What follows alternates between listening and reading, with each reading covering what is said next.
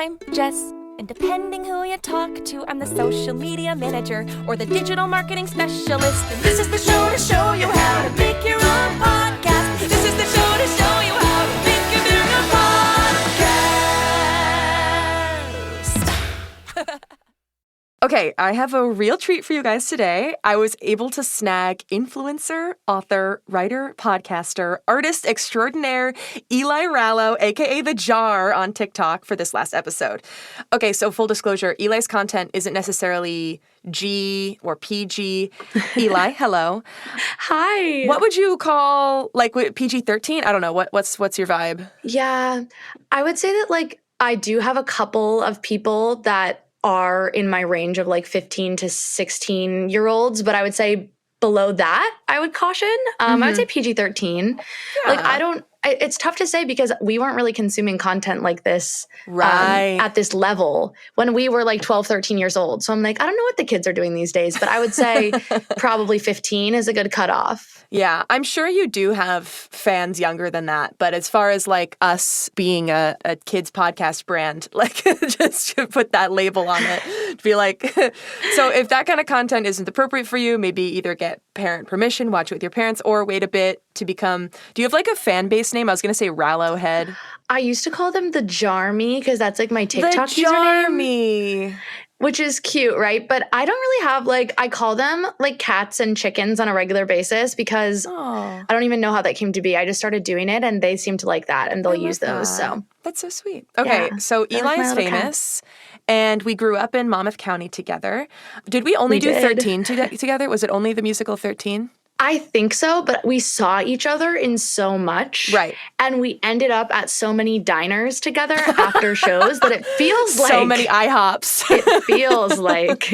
No, yeah, there was just so many Applebee's experiences. It just feels like we were together. We were in more than we were, but I'm pretty sure you're right. So Eli has like an empire. She has like multi-channels of creation. She has a book coming out that I am so obsessed with and I cannot wait to read.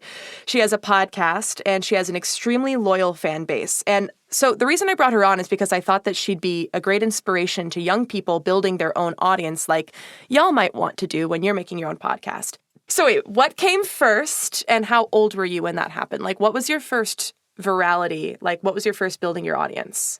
So TikTok came first. I was, and I always loved the internet. So I think like that's something, obviously we have to be careful about the internet for so many reasons and we have to be safe. But I always loved Instagram and I was, on Instagram from like 8th grade on. But I went viral for the first time, I would say May of 2020. So I was 22 years old or 21 or 22. And that was the first thing. And then I went to grad school in journalism and I took some classes in audio journalism, which is essentially what podcasting is. And I don't think you need that kind of education, but that education jump-started my interest in podcasting. Yeah. We had to do like a final project of a mini podcast. And I was like, I don't know if I just like listening to myself talk, but I love this. And so that's how I got there. But definitely TikTok came first. Oh, that's interesting. I didn't know you took that class. It seems like a lot of people with TikTok followings, it is like a steady progression to making a podcast. But you really do a great job with interviewing. That was another reason why I wanted to have you on in case our listeners want to do interview podcasts. So I just listened to your episode. So your podcast is Miss Congeniality with Eli Rallo. Yes? Yes. Okay. And you just had Tim, say his last name again. Tim Ciuciano. Thank you. From TikTok, I don't know if my listeners are on TikTok, but there's Tim Talk, where he's this 45-year-old man, and he like talks about his day.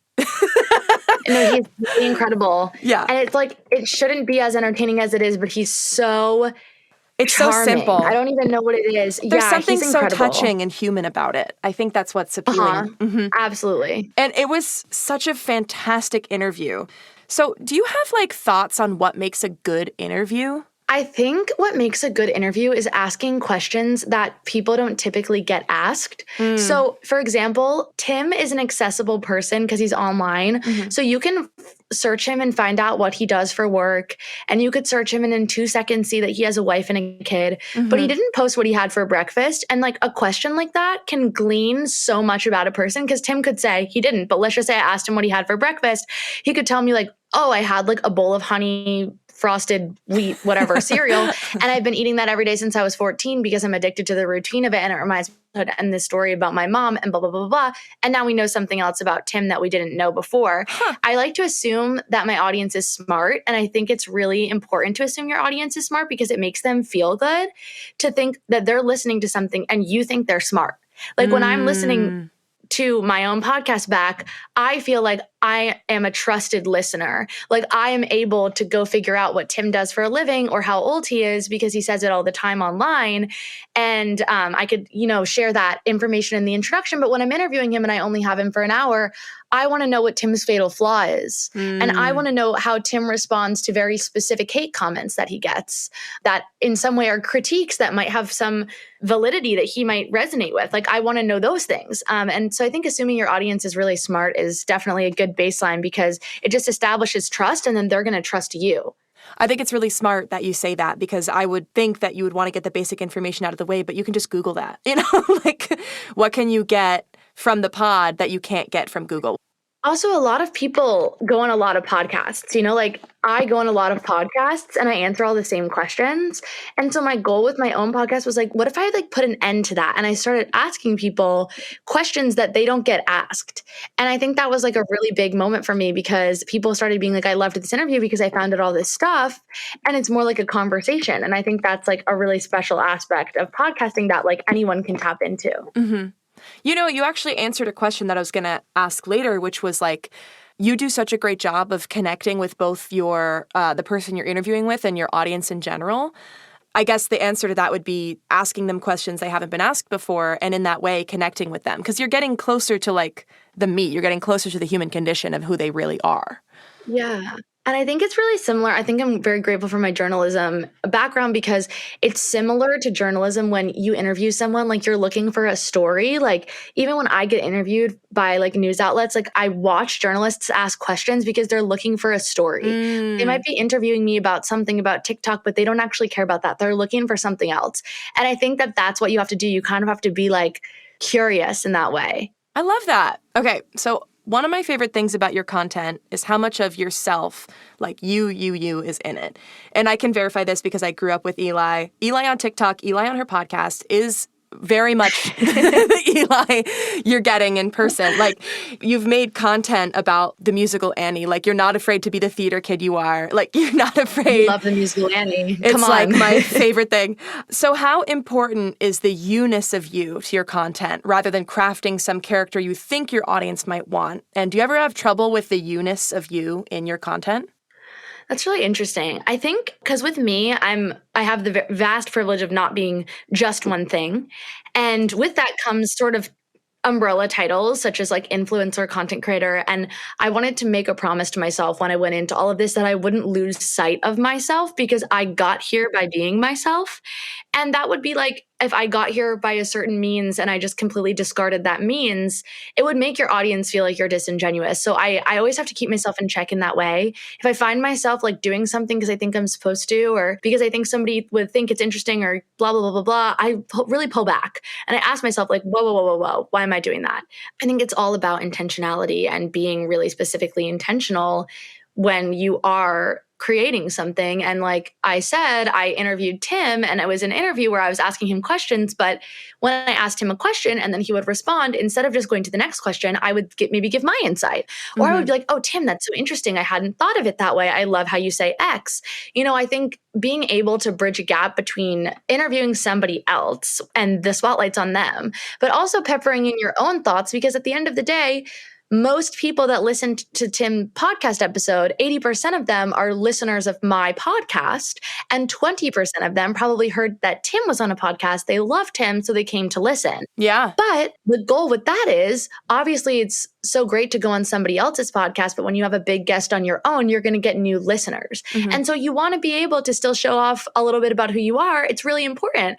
But I would say it would be difficult for anyone because for all of us, I'm sure yourself included, it's hard to be selfish in that way and be I'm a star. You guys, you're all stars. But when you're more of a humble person, it's a little weird to be I have to put myself into this.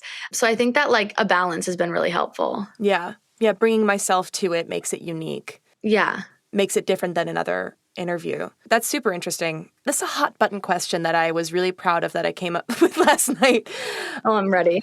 My listeners are young people who want to make their own podcasts. What was it like when you started getting negative reception? Do you have any advice for the self-care of that? And like what to do if they get quote unquote haters? Because like my audience is trying to put their voice out there, you know? Yeah. And when they put their voice out there, there's the potential for negative reception and positive reception. Absolutely. But I think the negative reception is something that I know I've had trouble with it. You know, that's a really great question. And I think there's two things that I've kept in the back of my mind. The first one really changed my life when I was dealing with like just getting feedback in general and how it was affecting me. Somebody told me that the opinions of myself that I did not ask for are none of my business. So if I ask you, hey, Jess, like, how would you recommend I do this? Or like, how would you recommend I improve? And you give me your opinion. I asked for that opinion. Yeah. But if you come up to me and say, hey, I listened to your podcast and I think it sucks and I think it's bad, I didn't ask for that opinion. So it's not my business. That's true. So filtering it out. And of course, there is a world in which you could say, hey, I listened to your podcast, loved it. This, and that was great. Would you mind if I offered a bit of feedback? And if I say yes, then it is my business because I said yes. Yeah. But when people are haters, they're not doing that. They're just coming on it saying this is bad and then they have no reason. And because of that, the other thing I try to remind myself every day is that lions don't concern themselves with the opinions of sheep. So if you're a lion and you are like creating things and whatever, and there are sheep like baaing, I don't know, sheep's baa, right? And they're like making a ruckus about how they think you suck. It's like, I'm not even concerned myself with that. Like I'm a lion. Yeah. Yeah. And it's going to be hard though. Like it's going to be hard as well. Like not though. Yeah, and, of course. like, of course. Because when you're starting out and making your own content, you're going to be self-critical because you're like, how can I make it the best I can be? So it's a little bit hard to silence out the voices that are giving you criticism because you're like, oh, maybe they're right. Yeah. That's tough. It's definitely tough. But I like that. That makes a lot of sense if it's like, if I didn't ask for it, it's not my business. Well, is there anything else, like any other advice that you can think of for young content creators getting into the biz? I would say just keep putting yourself out there and be consistent. If you want it, you can have it. That's really the beauty of the way social media has taken shape in this year of 2022. Like if you want something, like you can go out and grab it. And you just have to be consistent and have a good attitude and make something that you would want to consume. So I listen to my podcast every Friday when it comes out, obviously just for like my own thought process and listening to it back and like giving myself my own feedback, but also because it's content that I like. Like I'm proud of it and I like to consume the content I create. And I think it's really important to create content that you want to consume and not just content you think other people would want to consume. Yeah, that makes a lot of sense. I like that it's what you like is very important. And you're not going to have the passion behind it unless you're making something that you like and that you would want to listen to. There's not going to be the drive if you're thinking about, well, what does everyone else want me to make? 100%. Yeah. So on my friendship with Eli, just a quick note, some quick advice. Stay in touch with your friends who you think are great artists. Like, y'all are maybe, let's say, like middle grade age. That's when Eli and I met. You know? Yeah. And she's a famous person, and I was able to call her up and have her on for the last episode of my podcast.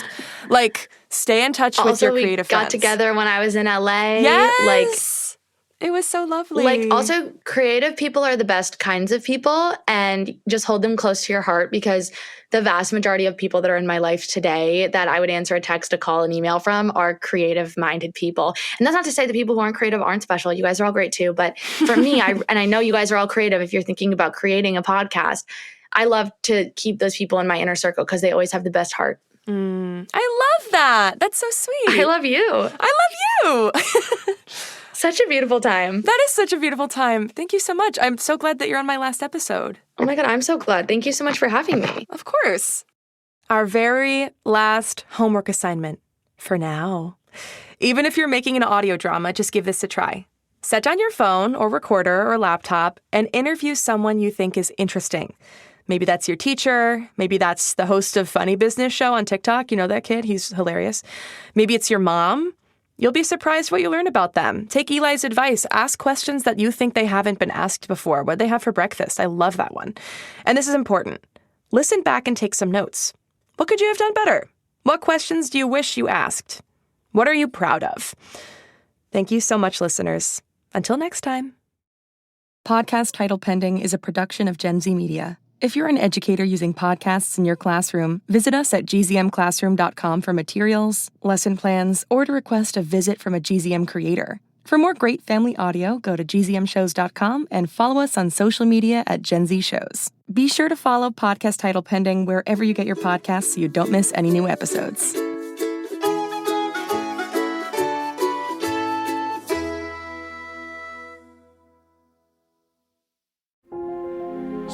It's starting.